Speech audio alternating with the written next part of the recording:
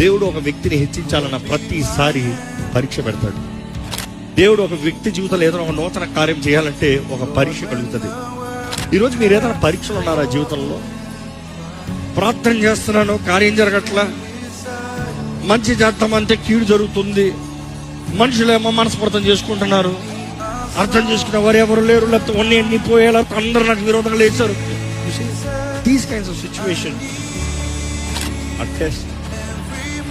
కానీ అటువంటి పరిస్థితుల్లో మనం నమ్మాలి, దేవుడు మన జీవితంలో కార్యము జరిగిస్తున్నాడు.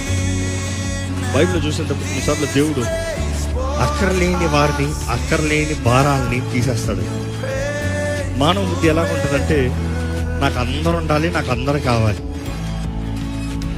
వాక్యం చూసినప్పుడు దేవుడు అందరూ పెట్టడు. ఏర్పరచబడిన వారు separate. These people are separate. You can't have everybody all the time. Not possible.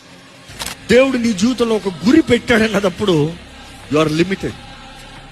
దేవుడు నీ జీవితంలో ఒక గమ్యం, ఒక గొప్ప గమ్యం పెట్టాడన్నప్పుడు you are limited. You can't have. లోకంలో అందరూ సుఖంగా లేరా? అందరు పార్టీలు చేసుకుంటా లేరా? అందరు తిని తాగి అందరూ ఆనందిస్తలేదా? నేను విశ్వాసం, నేను ఎందుకు ఇవ్వమంటారు? God is put you on a purpose. ఒక గురి ఉంది, ఒక గమ్యం ఉంది.